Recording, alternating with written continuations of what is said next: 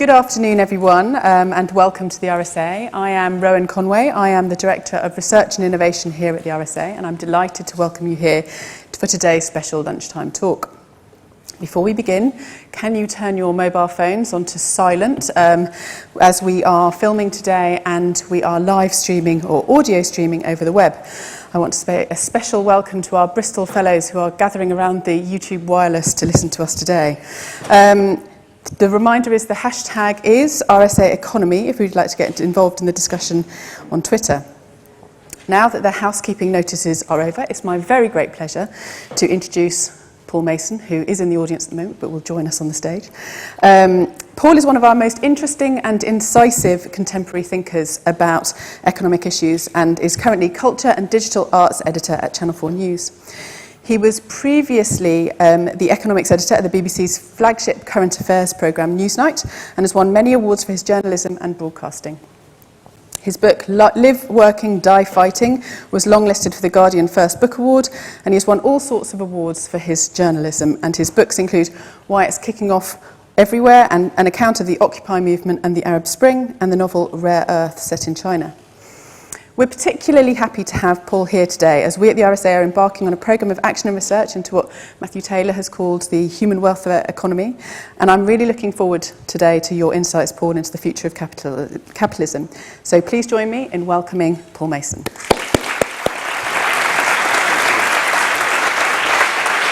Thank you.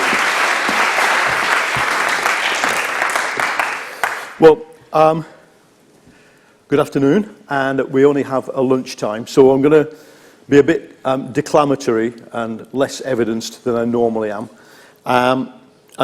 so we can leave plenty of time for discussion, and I know that the fellows of the RSA are pretty keen on discussion. So we're talking about the future of capitalism. My book is called Post-Capitalism, and I want, in just about 20 minutes, to substantiate the thesis that we are, in fact, in a transition which in historic terms would be a kind of once in 500 year transition, rather than the once in 20 or 50 year transitions that economists are wont to talk about. And it shouldn't be a surprise to anybody who studies systems, because of course the word system originated as a description of organisms. Organisms in general have beginnings, middles and ends, and it would not be logically problematic for capitalism itself, the 500-year-old system of economics based on markets and private ownership and commerce, to be superseded by something else. So that's the first thing to say.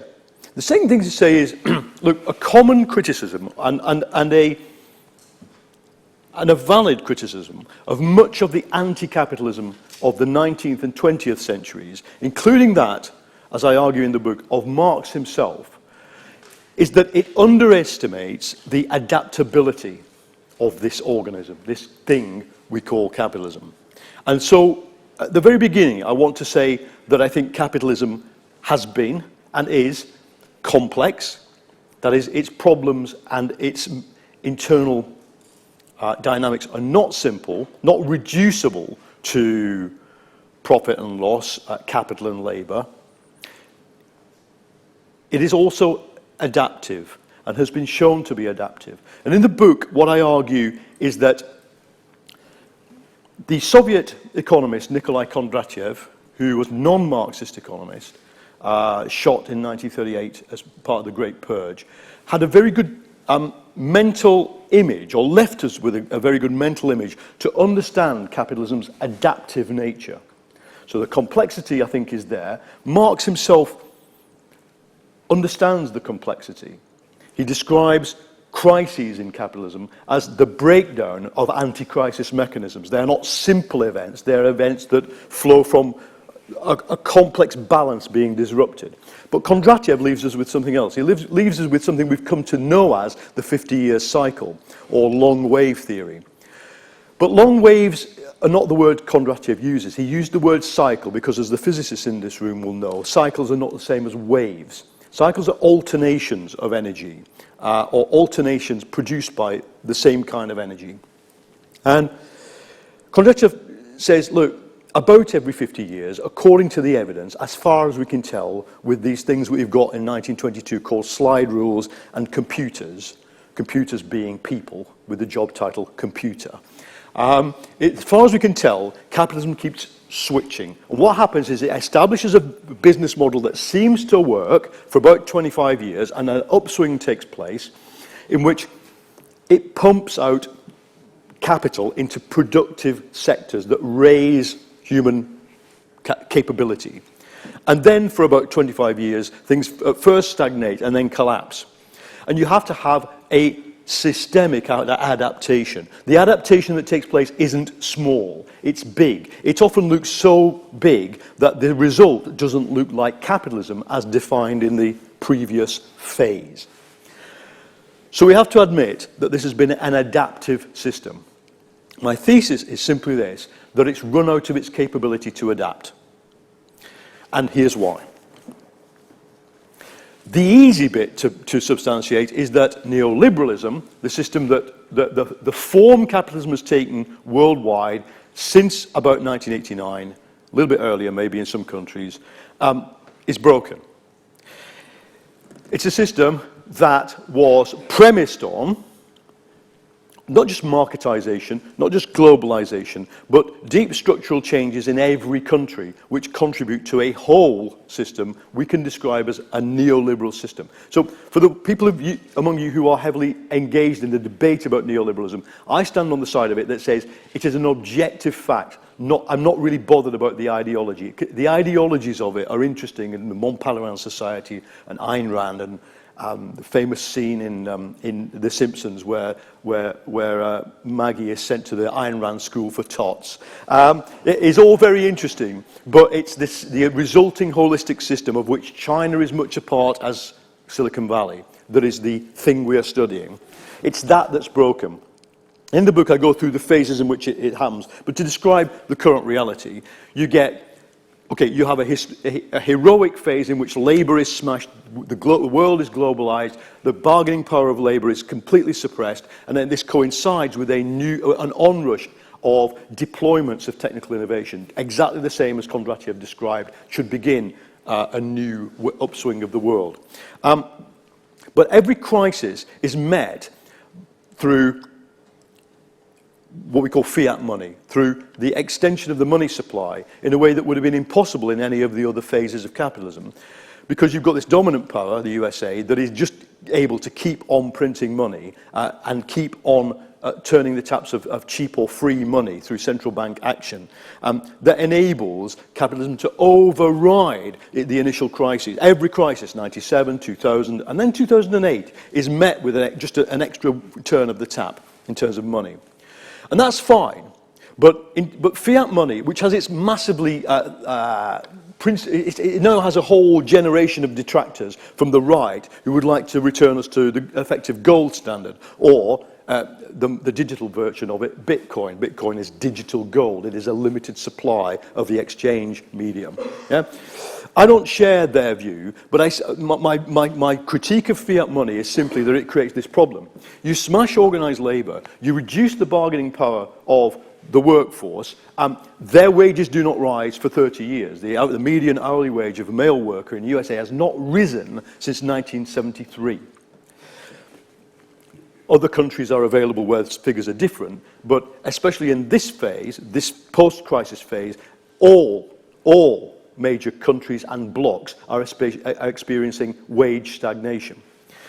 So wages don't rise, but you expand the money supply forever. This creates a problem for one of our central institutions in capitalism called credit.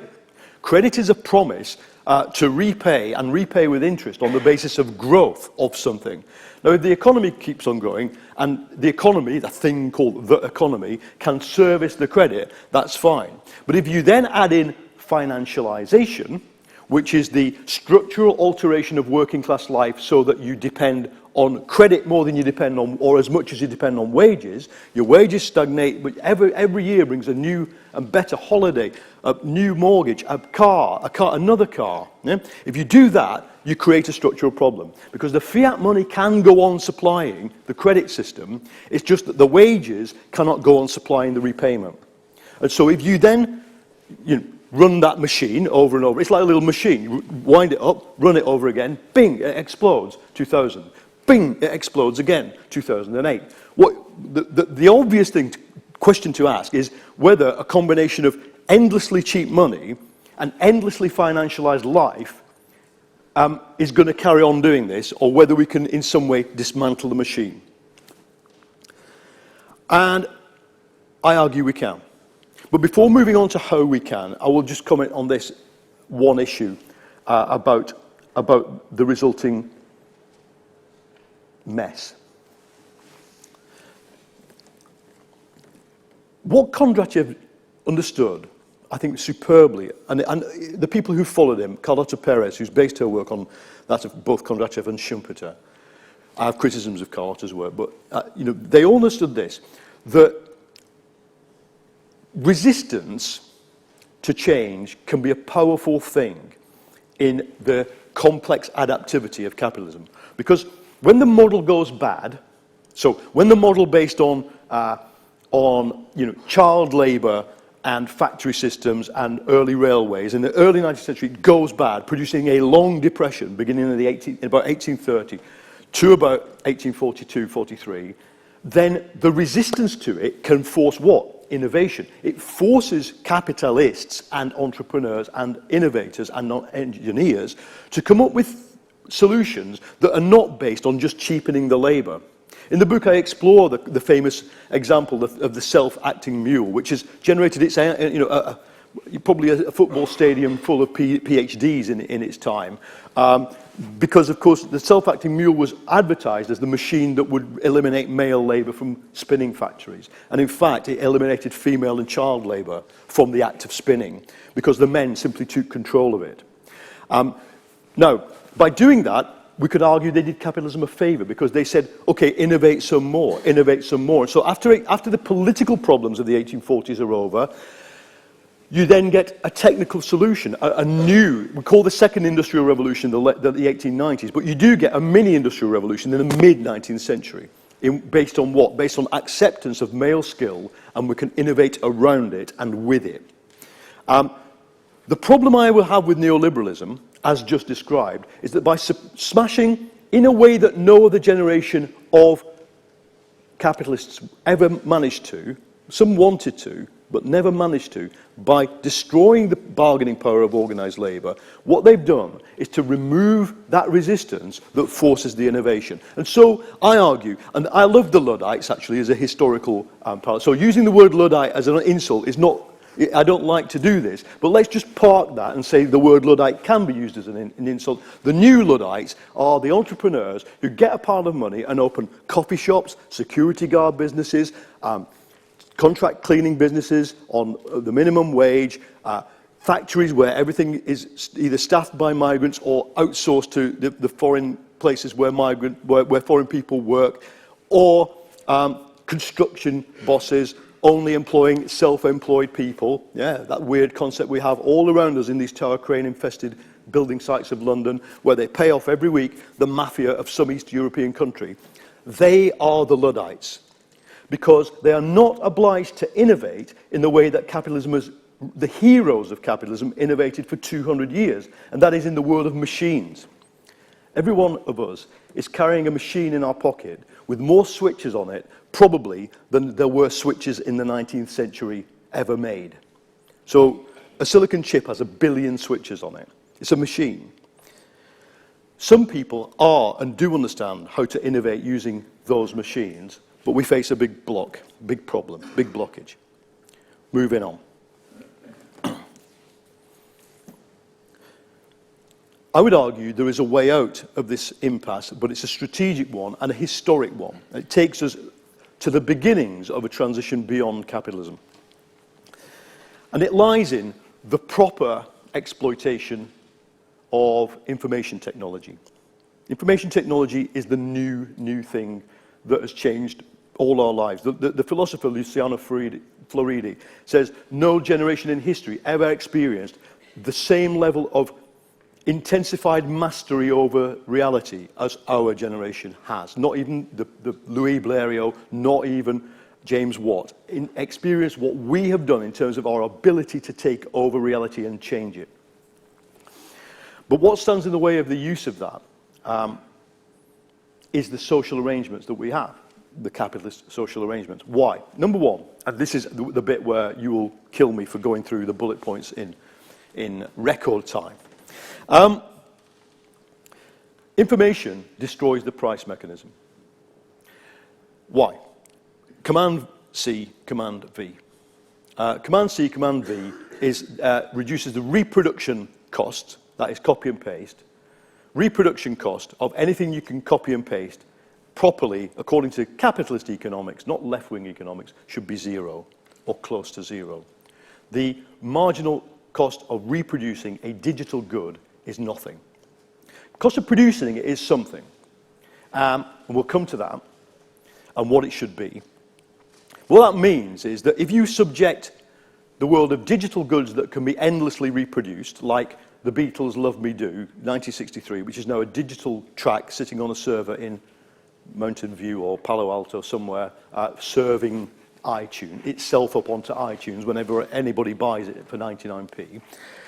If you can reproduce things like that, then all that stands in the way of the price being zero is not something, as it were, spontaneous and organic to capitalism. It is a legal arrangement called intellectual property. So intellectual property, yeah, you can go around the car parks of rural England arresting every person with a satchel full of rip-off DVDs and put them in prison. You can serve writs on BitTorrent. You can issue takedown notices on YouTube. You can do it all, and it's all possible to try and make this property so-called defensible, but naturally it is what economists call non-rival. So if I smoke a cigarette, you cannot smoke it. You can't smoke the same inch of it that I've just smoked. You can smoke the next inch. I use a parking space, you can't get your car into it. That's rivalry. Non-rivalry is when the same 2 people or 2 million people can use a good simultaneously without either degrading it or consuming it so that others can't. Information goods, Paul Romer, in his seminal, the US economist Paul Romer, in his seminal paper of 1990, Endogenous Technological Change, information goods, he said, are basically non-rival. So you either have to put a bug in them to protect them, or you have to have law to protect them. Now, we know what happens to systems that are based on, of course, let's fast forward to cut to the chase. What do? Why is Love Me Do 99p, regardless of supply, demand, or indeed the quality of the song? Because Apple decrees that every track on iTunes has to be 99p, regardless of supply and demand. Why can Apple do that? Because at the time I wrote the book, it had a 95% market share of digital music. That didn't mean it owned 95% of the digital transactions. It meant that the other, however many, we don't know, were not captured by the market because they were going on free, on pirate websites. 95% market share allows you to do a lot of things, as those of you in business know. And one of them is to just ignore the price system. The price system doesn't matter.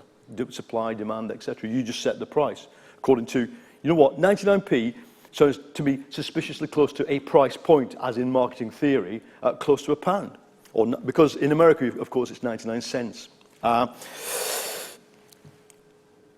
So we created these vast monopolies, tech monopolies, which I'll come to in a minute. The other thing the information technology revolution is doing is it is eroding the link between wages and work and blurring the edges of work and non-work, or as we call it sometimes, life. So think about it. Our fathers worked in sequential processes. If you don't screw this bit of the thing going along the Fordist production line and another person stops the line, it's not screwed. You have to be there so I can be here. And for that, we both have to turn up and put this little cardy thing into this machine that goes clunk at 7:30 a.m. That's what 3-4 generations of workers had to do.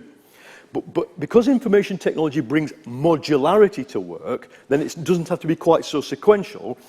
And in fact, most of us, I would argue, especially most of us in this room, don't work to time.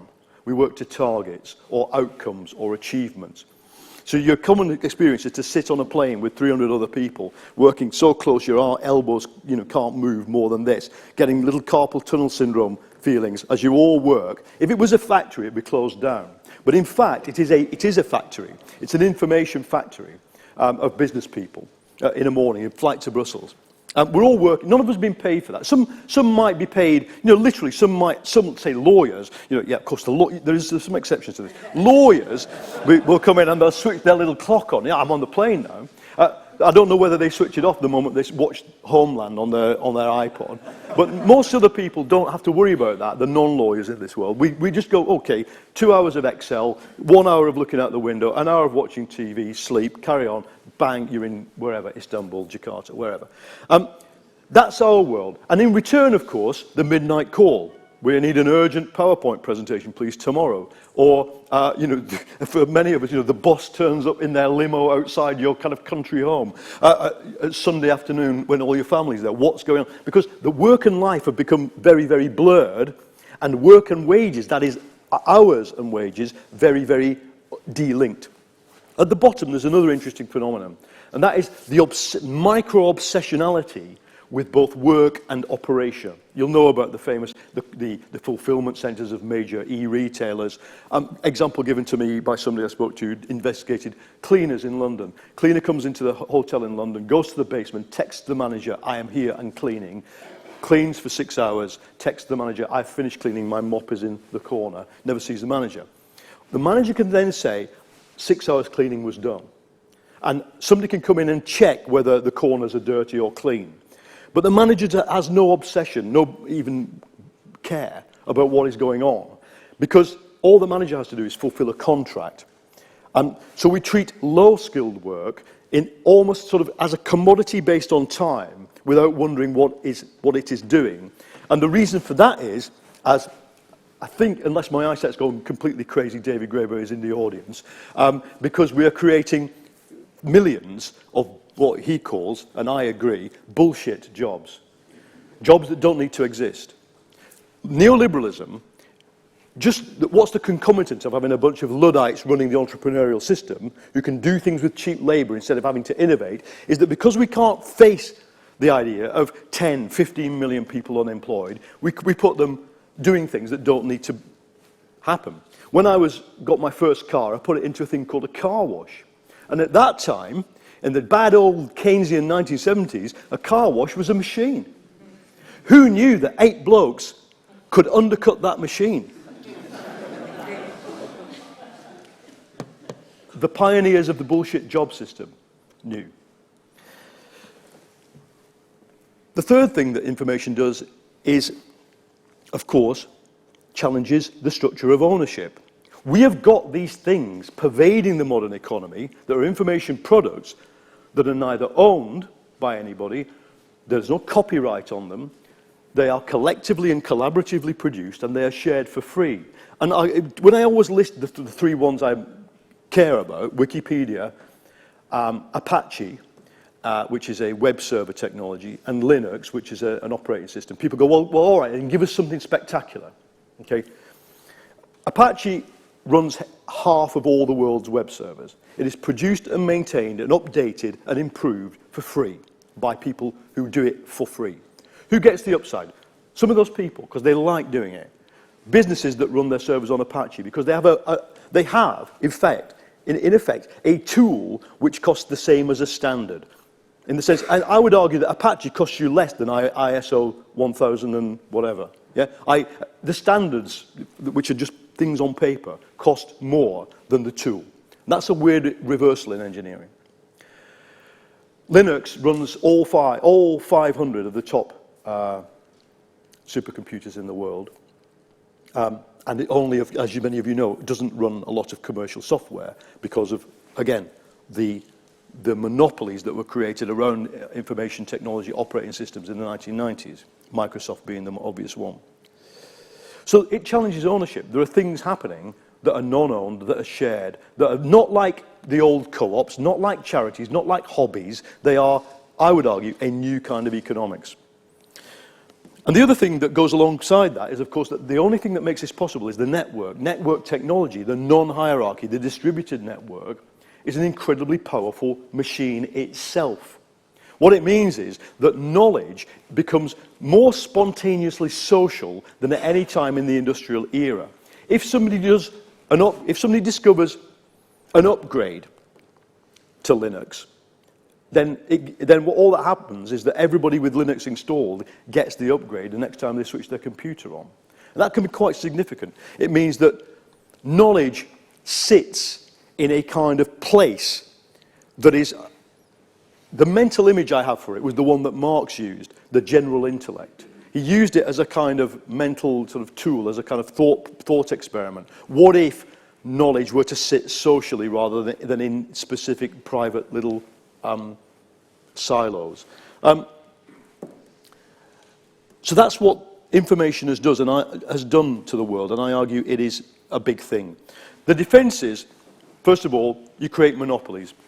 Now, monopolies... We know monopolies from the great era of Andrew Carnegie and Toyota and Mitsui and Thyssen. We know what monopolies were in the early 20th century. They were I take over you, we share our market share, we rationalise, and we build big sort of chunks of business on basically through competition in the same kind of business. But even at its height, I think, leave aside the state monopolies of the mid-20th century, even when capitalism was quite monopolised in the 20th century, you would have big four banks, big four accountancy firms, post the Arthur Andersen collapse, big four makers of jet engines, but there's about 4 interlinked conglomerates that make jet engines in the world. In the new technology areas, you can only have a big one. They don't compete with each other, except at the margins. They're like a little thin Venn diagram of overlap. There's one Facebook, there's one Twitter, there is one Google, there is one Samsung, there is one Apple. And they do things to each other, quite nasty things, of course, at these edge areas of competition, but really, they exist to create a different kind of monopoly. The monopoly is not there to do anything other, I would argue, than to compensate for the corrosive impact of technology on price. It is simply there to make sure that things that should be zero are something that's more than zero in price. The new, since I wrote the book, or since I, as it were, finished the first core of the book, the new thing on top of that is that a whole generation of entrepreneurs have realized that there's another kind of monopoly you can create, and that is the so-called platform. Now, the platform, Airbnb, Uber, etc., is a different kind of business in this sense that it makes, that it is now achieving stock market valuations way in advance compared to turnover of even what these big giant tech firms were achieving before. Sergey and Larry did invent the Google algorithm. Zuckerberg wrote the code of Facebook. We could go through, Steve Jobs, a genius twice or 3 times over in product design and computing. Gates himself wrote Windows. What these guys are doing is not writing anything. They're designing, usually on a whiteboard, a plan to simply create a market bottleneck and capture the revenue that comes about by understanding how you create a market bottleneck and indeed defy the law in some cases of countries, grabbing commercial territory as determinedly as the Rockefellers did in the 1900s, and then challenging people to take you to court. What you can create is a very perfect rent-seeking monopoly, so that everybody who uses it, the cab driver and the person who wishes to get a cab pays rent on a moving scale. Who knew you could do that? Price doubles when there's a cab strike. Price trebles, quadruples when there's a shooting. Who knew you can do that? But that's good. So we've got the monopolies, and then the ultimate thing, the rent-seeking platform. So that's what we've created as defences. Now, my argument simply is, 1, that's not the third industrial revolution.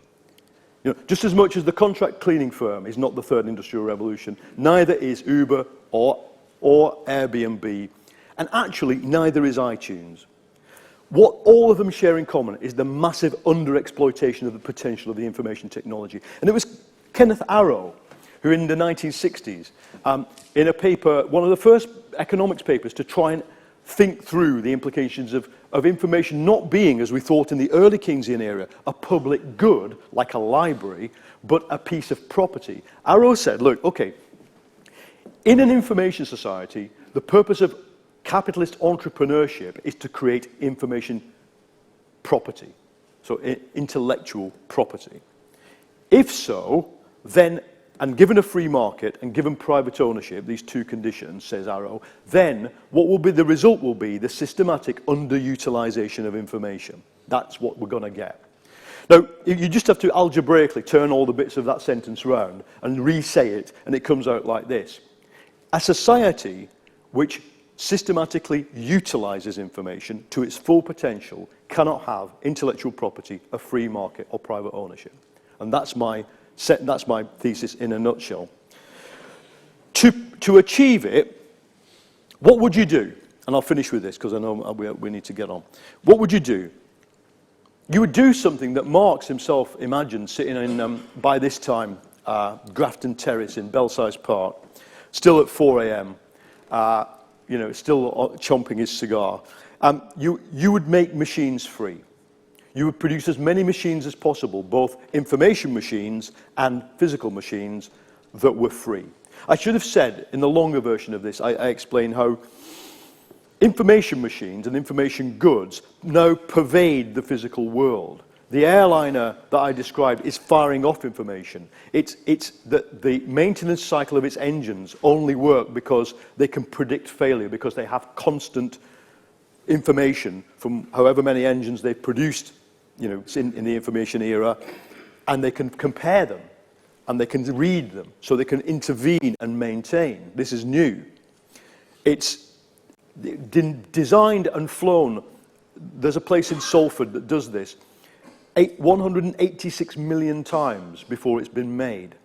It's been flown virtually as a 3D simulation with every caseload altered minutely, 186 million times. The guy who told me this said we did 12 tests on the tail fin of the Tornado fighter bomber, and when we did the Typhoon, the Eurofighter, we did it 186 million.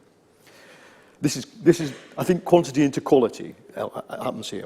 So we make as much as we utilize that information effect into the physical world to make as many machines as we can free.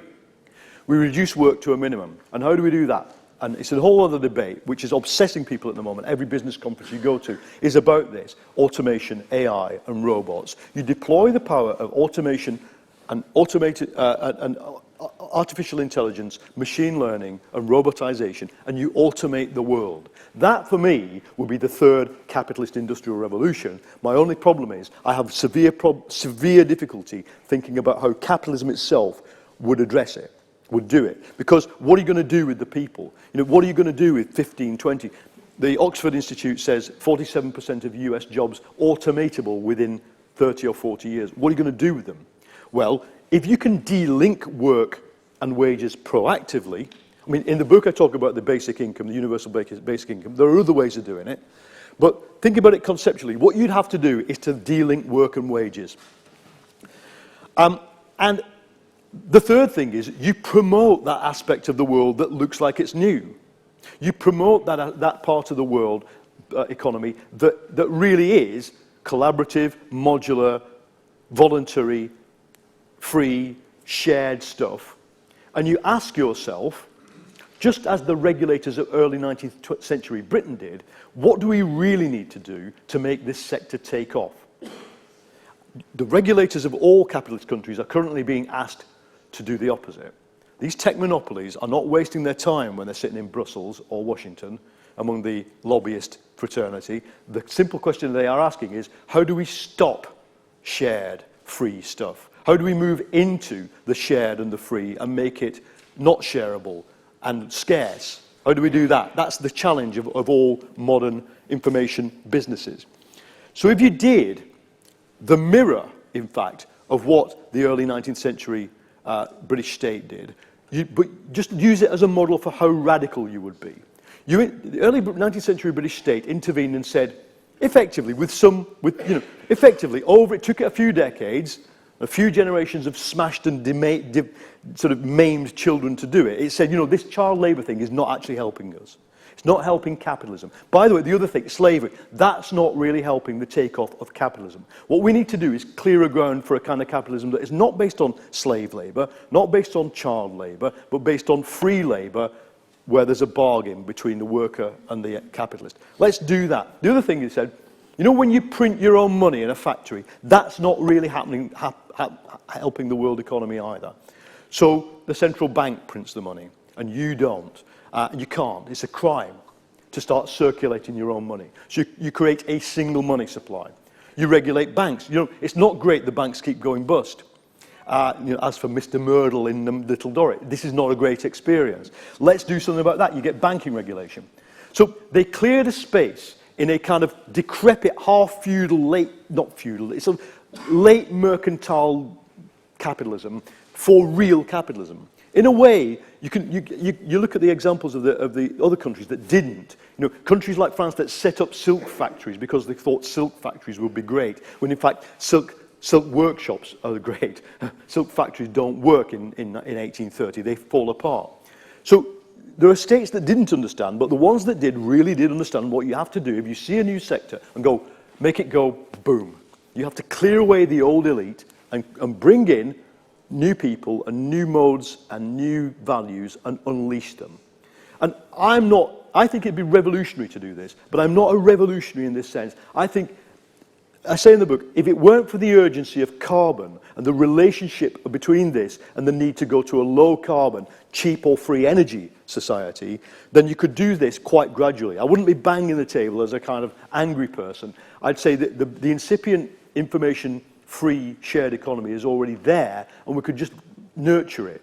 But because of the link between the two, I do think, and because of the crisis and criticality of solving the problems of neoliberalism with its perpetual tendency towards boom, bust, and the destruction of welfare states brings us, we've just got to try and address this earlier than probably we thought we would. Thank you.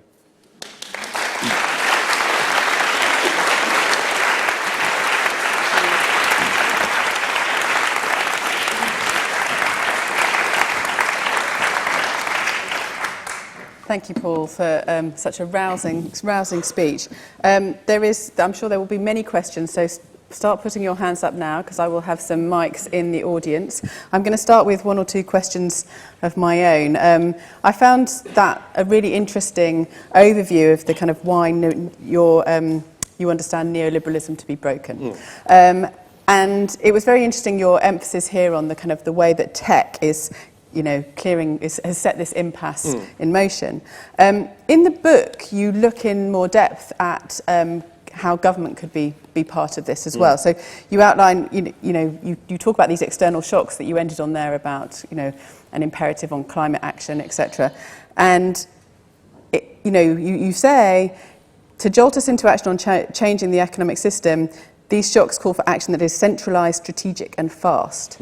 And I found that very interesting, thinking only the state can organise such action. Can you elaborate on what state action might look like? Yeah, I mean, what I think, and since writing the book, I've had very interesting conversations with people who are in this business, and I'd say this in the book, the planning that you accurately describe what I say there. So, but the equivalent of planning for that project is modelling and simulation. Modelling and simulation are the new planning. So if we do need to take strategic, fast and decisive action on both climate change and one or two of the other things, poverty, boom bust, then modelling becomes imperative. Capitalism, I mean, some of you are probably in businesses that actually call themselves planning businesses. Not as in Soviet planning, but planning. But we're planning blind because we never model. And there's very rarely accountability over a 20, 50-year period for assertions like HS2 will create X, 0.X changes in GDP in Leeds, for example. So for the things that need to take place fast or decisively, I would say you model them thrice over. And in the book I do this thing and I say, well, if I could bring one institution into being, it would be an institution that modelled the world on an open source basis. so that it modelled the real world. If you used agent-based modelling, the attributes of each agent would be things like, are they involved in organised crime? Do they take drugs? Do they have diabetes type 2? Do they work 8 hours a day? Do they book their holiday in work time? Things that economics just don't ask. Because if you model, it's like SimCity, but done, on a supercomputer. If you model the world in that way, you can then start to ask that machine that you create interesting questions. So one of them is things about something like Nike. Nike trainers, about $200 a pair. Walmart trainers, about $30 a pair. Yes, there's probably some material difference between the two, but the difference is intellectual. The design, which is an intellectual thing, and the brand, which is an intellectual good. You could have an interesting game about how much good could you do by getting rid of all brands in the world of sports shoes. And the outcome might not be what you think. The outcome could be that all shoes fall to the selling price of $30. But it might also be that you destroy the CSR industry. You destroy good practice in shoemaking because there's no brand value to meet anymore. So that's the kind of question I want to ask about the transition, because I'm not prejudging. In other words, I can see a transition that retains brands, but I can also see a transition where you move to a kind of utility mark, or what's it called, the famous Viennese double W, Wiener Werkstätte. You could move to a big quality utility brand, or you could move to 4 competing high added value brands, but you just have to model it. That's very interesting, talking modelling and prototyping, because thinking about, there are quite a lot of experimentation activities going on around the financial system.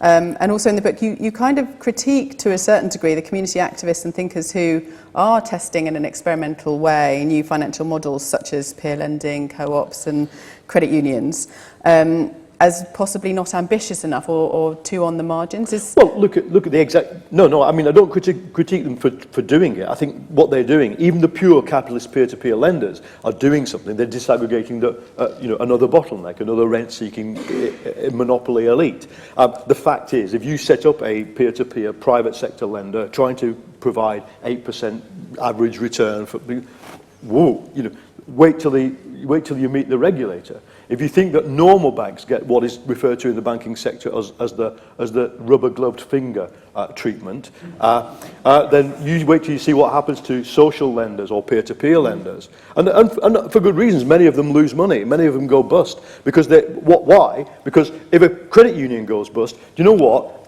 The Chancellor of the Exchequer of the day does not stand there with a gin and tonic in his hand working out with the CEO how to save it. Unlike with Lloyd's,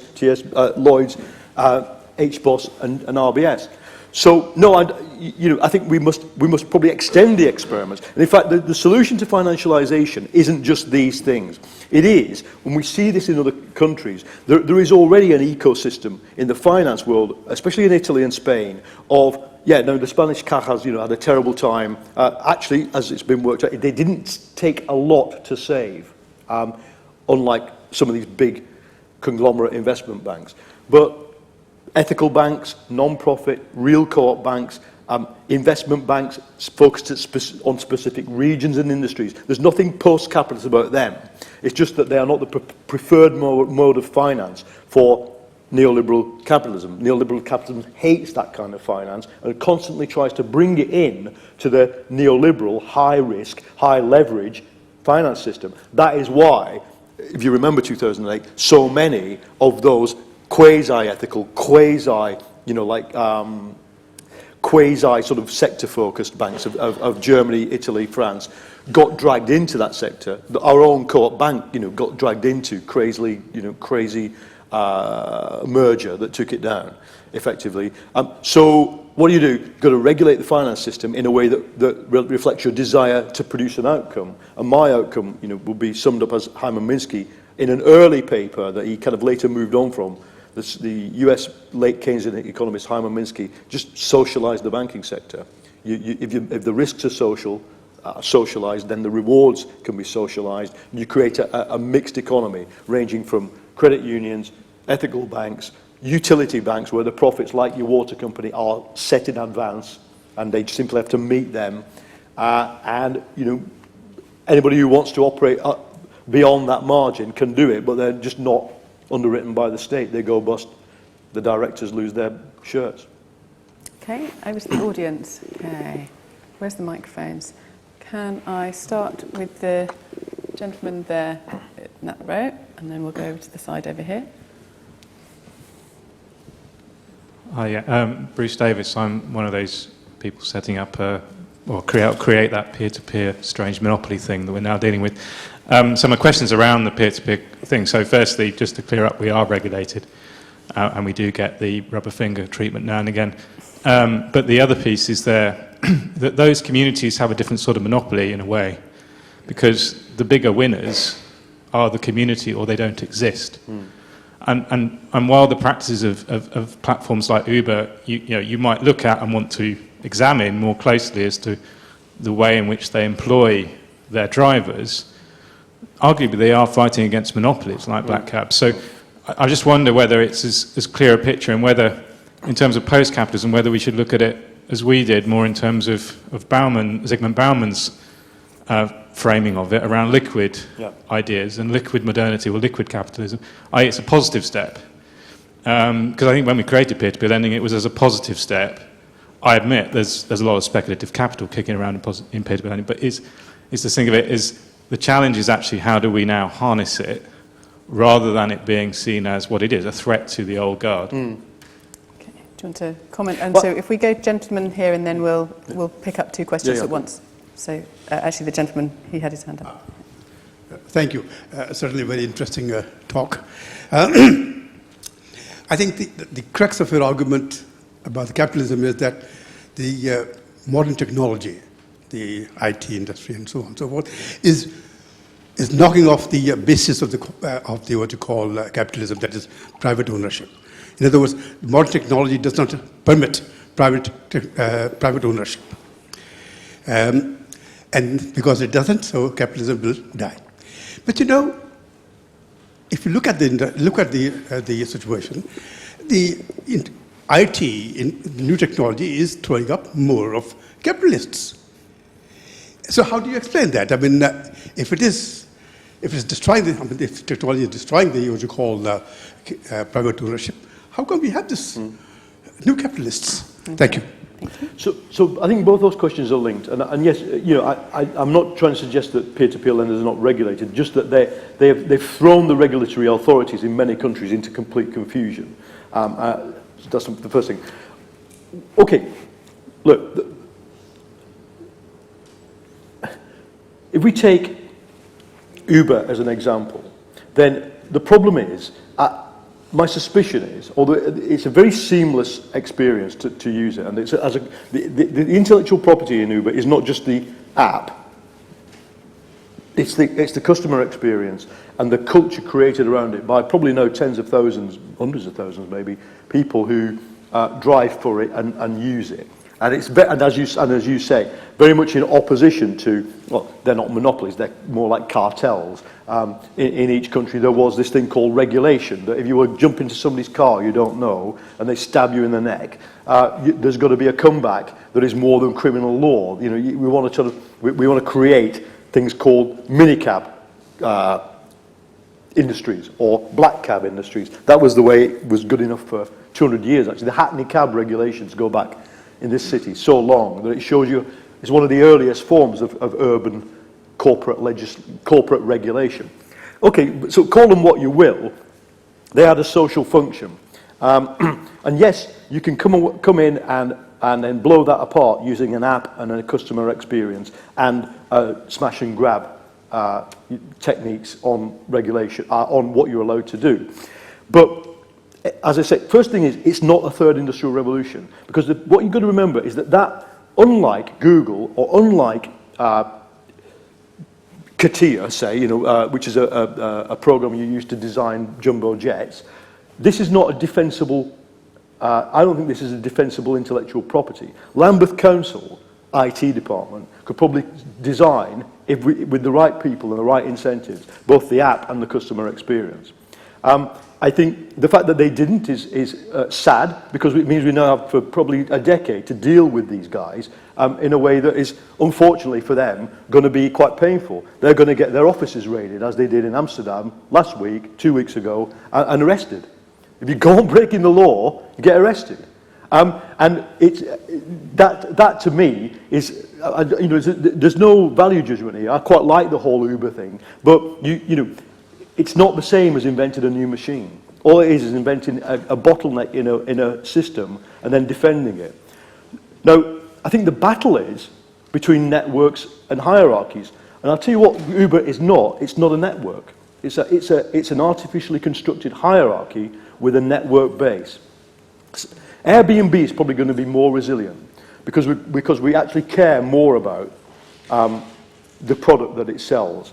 But in the end, I see these as a kind of alta vista of the sharing economy. I think they'll be very quickly superseded by other things that do things in a less kind of feudalist way. And so, to be really clear, I don't think the route to post-capitalism is through the disaggregated company. Tim O'Reilly, the kind of guru stroke author stroke thinker of tech in the Silicon Valley, now based, he does this big thing in Oregon every year. He's having a big conference about the disaggregated capitalism. Call it liquid capitalism if you want. It can't solve the ultimate problems. The ultimate problem is the immiseration. I mean, I'm sad to say, it is that one thing that haunted economics in the 19th century, the inability of a stagnantly rewarded mass to go on fueling a credit system that is constantly pumped up with extra money. That is the fundamental thing. Now, to your question, sir, about in other words, no, I'm not saying it's private property alone that is dissolved. Far more important to me in the hierarchy of dissolution of, as it were, the insight Roma had in 1990 is the dissolution of the price mechanism. Because we all know what happens to systems that have to be created by force of law and coercion every morning on the desks of policemen, lawyers, and sort of administrators. They always collapse because we saw what happened to the Soviet Union. To me, a capitalism based purely on IP, the IP policeman, the lawyer, the European court judgment about whether Uber is legal or not, is neither the third industrial revolution nor particularly resilient.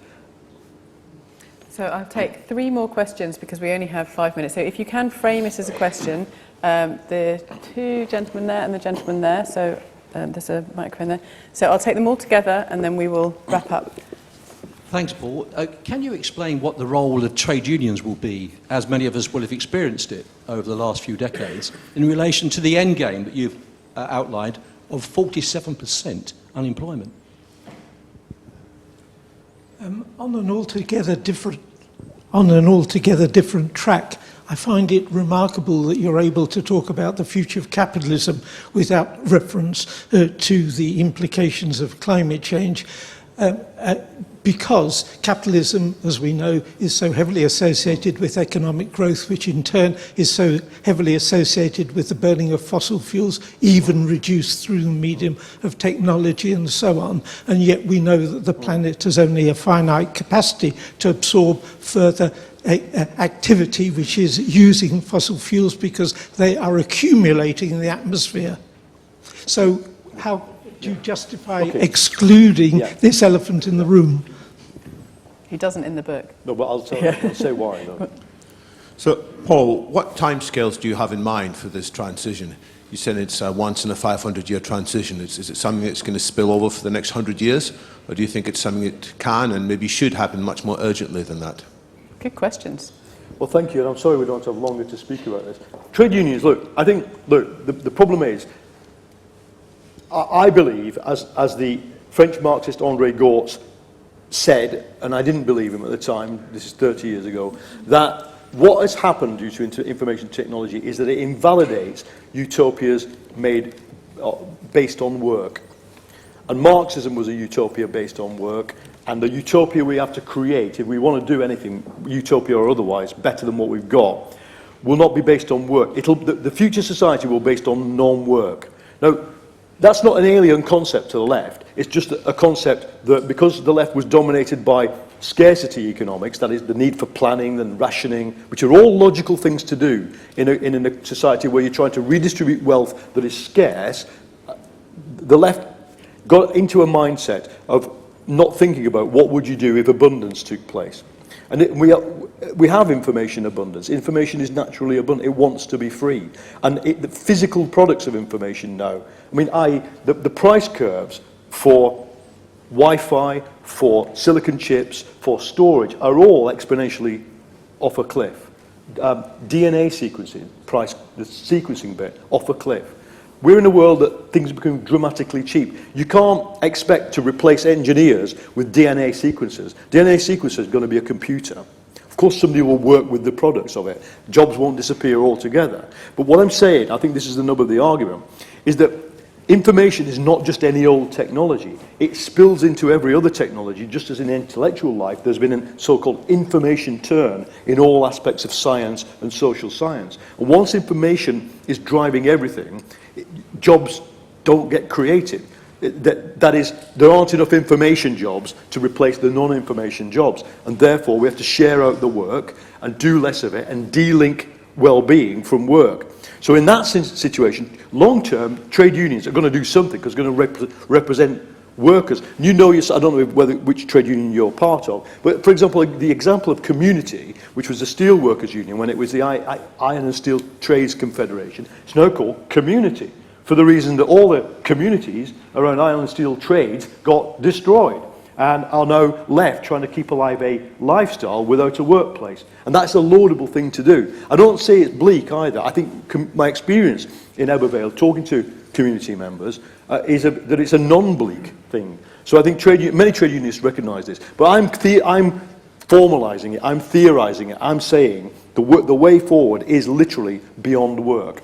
Now, the other questions, briefly, one was your question. Yeah, so in my talk, and in the book, I do this again on purpose. You're not wrong to think I'm excluding it. Because what I'm arguing, there's two reasons. In the book, of course, I devote an entire chapter to saying, to restating the argument for zero carbon production, for urgent and decisive, and quite Stalinist actually, action to decommission the hydrocarbon industry. Building on the whole stranded assets argument of 4 trillion stranded assets that can never be realised without incinerating the planet. But the reason why intellectually I would say it was valid to step back from that is because I think the economic dynamic of information technology is much less understood than the economic impact of climate change.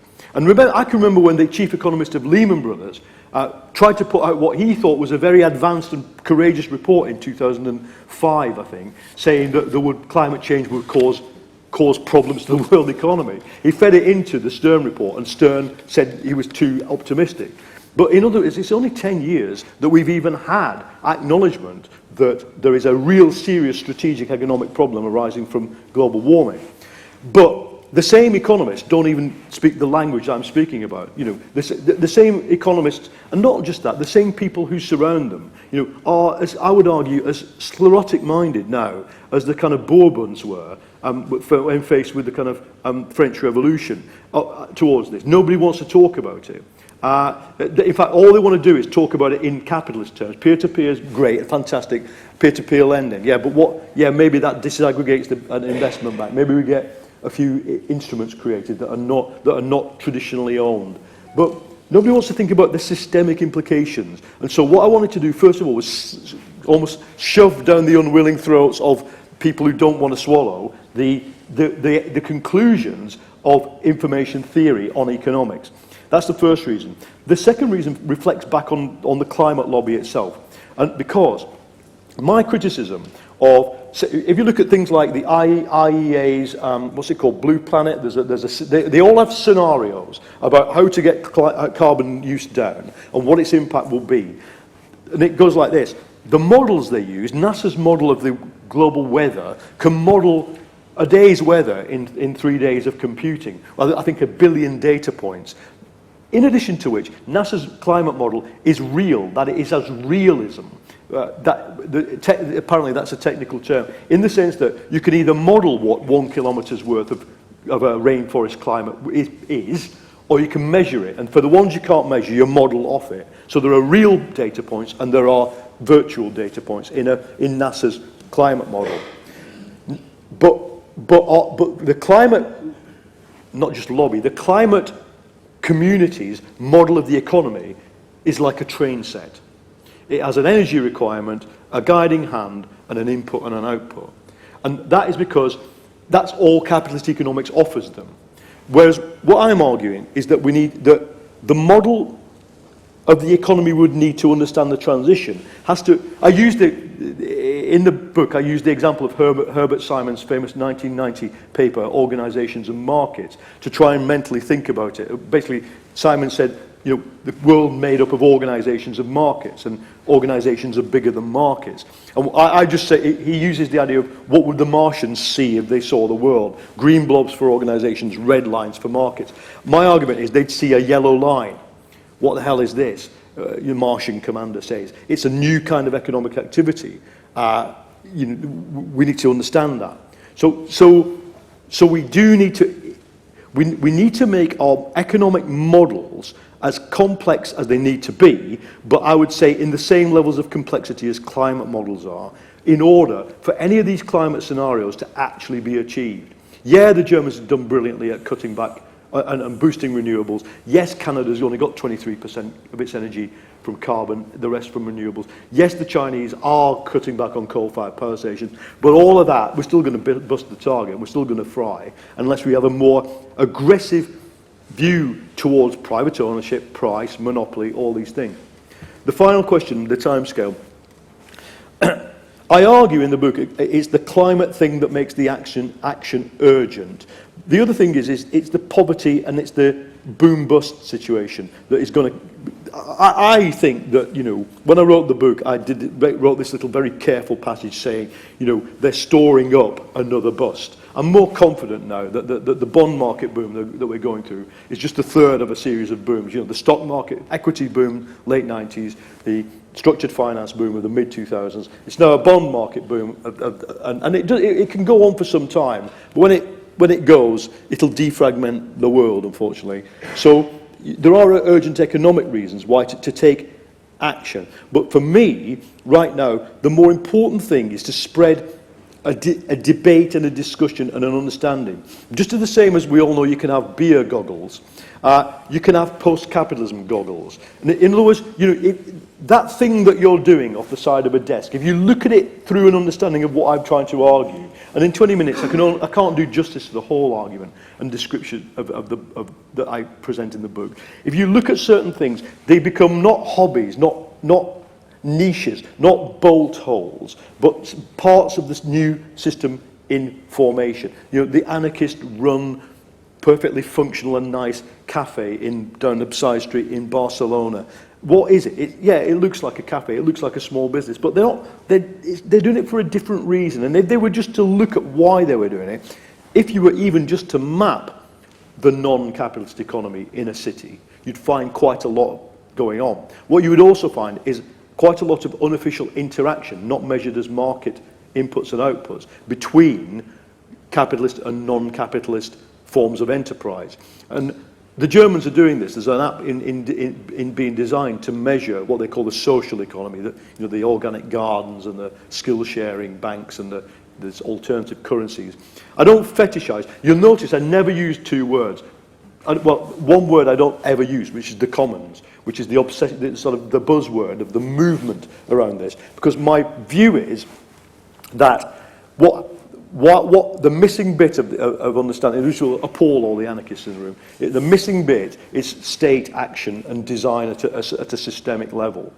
So timescale, the other thing, in one sentence and I'll finish, that timescale depends on the emergence of the new kind of human being that can create this. Because just as Weber said, that capitalism wasn't formed because of factories and steam engines. Capitalism, says Weber, was formed by a few young men taking the family money and using it according to a new spirit.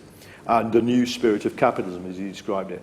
I think that post-capitalism will be formed by people taking perfectly familiar resources and money and using it, and non-money, using their time, money and resources according to a new spirit. So I do see it as a century-long, plus maybe, transition. Brilliant. Well, on that call of action, unfortunately, we have sadly run out of time. We've slightly gone over on time. So please note, Paul's book is for sale outside the auditorium, although he has to run away to Manchester, unfortunately, because he's a very in-demand man driving this new spirit across the country. But please join me once again in thanking today's terrific speaker. Thank you.